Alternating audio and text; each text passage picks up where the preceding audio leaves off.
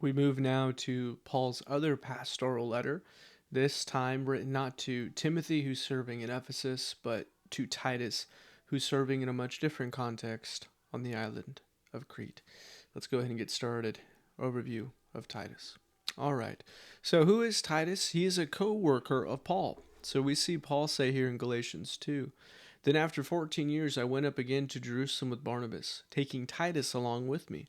I went up there because of a revelation and set before them, though privately before those who seemed influential, the gospel that I proclaim among the Gentiles, in order to make sure I was not running or had not run in vain. But even Titus, who was with me, was not forced to be circumcised, though he was a Greek.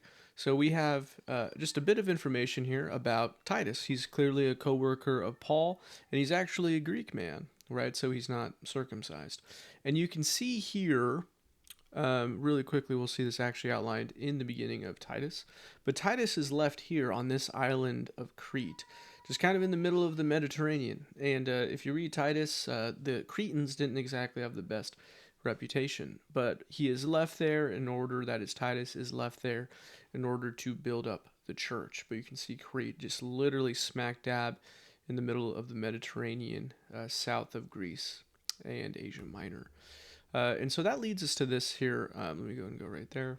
So I don't have an introduction or anything like that. But again, we'll see here the kind of the heartbeat of what Paul is doing. And what Paul is telling Titus is similar to what he told Timothy.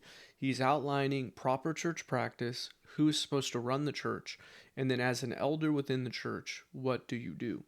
So we see this here, and this is very helpful. We saw this in 1 Timothy 3.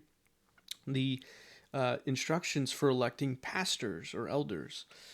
So Paul tells Titus, "This is why I left you in Crete." So that island right there in the smack dab of the Mediterranean. And he tells him, "I left you there so that you might put what remained into order and appoint elders in every town as I directed you."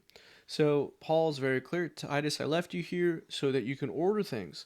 And you order things by electing elders or pastors, bishops, presbyters, shepherds. That's all the same idea here. And then he says, okay, this is how you know someone can be an elder. Verse 6, if anyone is above reproach, the husband of one wife, and his children are believers and not open to the charge of debauchery or insubordination. For an overseer, again, overseer, pastor, shepherd, bishop, presbyter, all the same, all the same office. For an overseer, as God's steward, must be above reproach. So that's helpful. What does Paul mean by being above reproach? You're not a drunkard. You're not a crazy person. He must not be arrogant or quick-tempered or a drunkard. He continues to go on and on. But I want us to see something, especially in verse 9, that the presbyter, the elder, must hold fast to the word that was taught, and he must be able to give instruction in sound doctrine and also rebuke those who contradict it. So we saw this in 1 Timothy, right, where Paul says a pastor must be able to teach. And here again we see why. They must be themselves taught, and they must be able to give instruction in sound doctrine and rebuke those who contradict it. And we see in verse 10 that there are those within the church who have created issues, who are the exact opposite. So a pastoral responsibility here is an example. We talked about this a little bit already. A pastor sets an example within the church, but also they are charged with protecting the theology, the doctrine of the church. And you can see here then in Titus, the second major point, he tells Titus similarly, focus on preaching the word, Titus.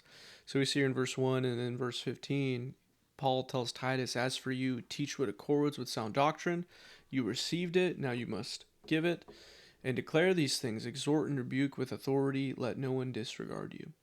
And then he tells him as well, chapter 3, verses 1 through 2 and 10 through 11, remind them to be submissive to rulers and authorities, the others within the church.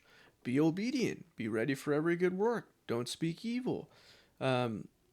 Avoid quarreling, be gentle. And essentially, it's exactly what he tells Timothy. Show the people and tell the people how to live. And if they don't live that way, critique them. The pastoral letters, they're abundantly helpful, right? And that now leads us to the last of Paul's letters, the smallest, which is his letter to Philemon.